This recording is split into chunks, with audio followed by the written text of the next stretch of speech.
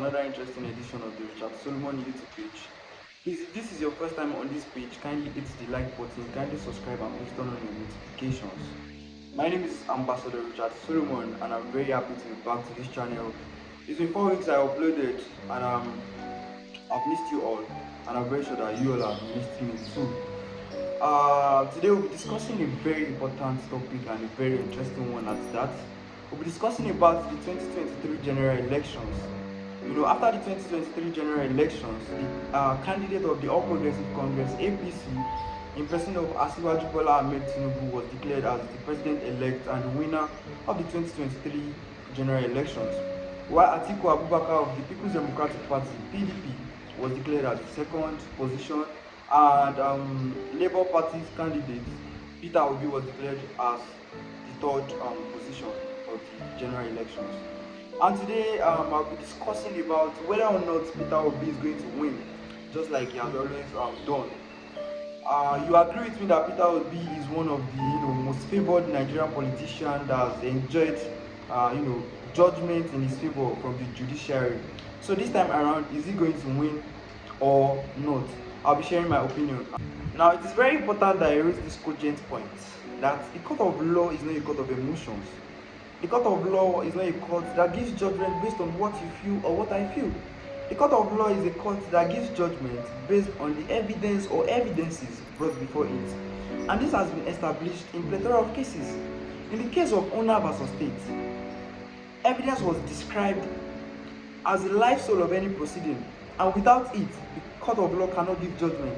Also in the case of INEC versus Remy, it was held that where there is lack of evidence, the court of law cannot give judgment. Now let's go back to history. 20 years ago, that is year 2003, Peter Obi contested in Anambra State alongside Chris Ngige. And after that gubernatorial elections, Chris Ngige was declared as the winner of the Anambra gubernatorial election. Peter Obi was not happy, he was not satisfied, and of course he went to the court of law to challenge that declaration by the Independent National Electoral Commission (INEC). And after 2 years and 11 months, the court gave judgment in favor of Peter Obi. Peter Obi got to power in the year 2006, and after 8 months, the House of Assembly, the House of Assembly of Anambra State impeached Peter Obi. Peter Obi went to court again, and the court gave judgment to Peter Obi after 8 months. Now, in 2007, because the administration started in 2003, and 2003 to 2007 is how many years? 4 years. There was to be another gubernatorial elections. After that elections, Peter Obi did not win that 2007 gubernatorial elections. Now, he went to court saying that the tenure of every administration in Nigeria is 4 years. And as at the time he came into power, Chris Ngige had already spent 2 years and 11 months, meaning that Peter Obi had spent just 1 year plus, and it is not up to 4 years. Peter Obi went to court. He went to the the tribunal, and when the case got to the Supreme Court, the court of law gave judgment in favor of Peter Obi, and Peter Obi came back. Now, you agree with me that Peter Obi is one of the most favored politicians. Now, having listed the 3 instances which you can bring in your petition, in the case of Ogburu versus Ibori, it was held that any election petition that is brought outside these 3 grounds will be declared incompetent in law. Now, let's break down the 3 instances. Qualification of a candidate if an election is invalid by way of non-compliance or by way of corrupt practices, and number 3, if a candidate did not win majority of the votes. Now, when you're talking about qualification of a candidate, that's where you'll be talking about, you must have the minimum certificate of secondary school, you must be of age, you must be a Nigerian, and all of these qualifications. And you see these qualifications in section 65, section 66, section 131, section 137 of the 1999 Constitution. Now, when you're saying when an election is invalid by way of non-compliance or corrupt practices, then you are talking about the irregularities of the beavers. You are talking about where thugs or tantrums destroyed or affected the election of a particular polling unit by shooting, by scattering the place, and all of these things you can challenge the outcome of the election if you have evidences in this in this instance. Now the third one is what if a candidate did not win majority of the votes, at least two-third majority.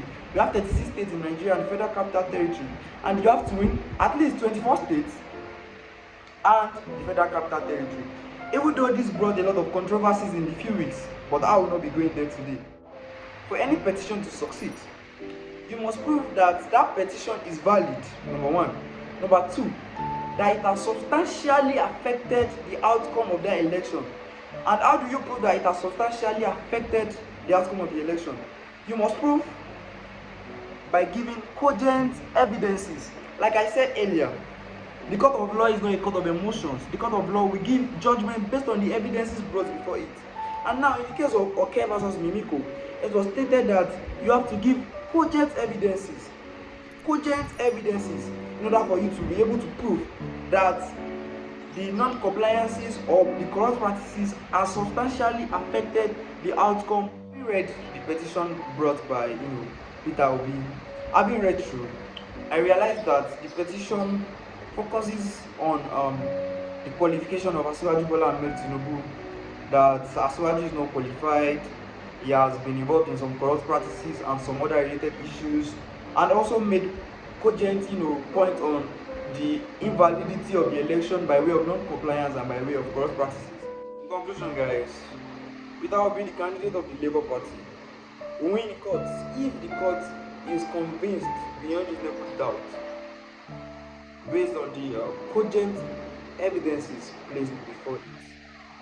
Until then, let's keep living in peace, let's keep living in harmony, and let's keep being united. Nigeria is us, and we have nowhere to go to. Till next time, I remain my humble self, Richard Solomon. Thank you very much.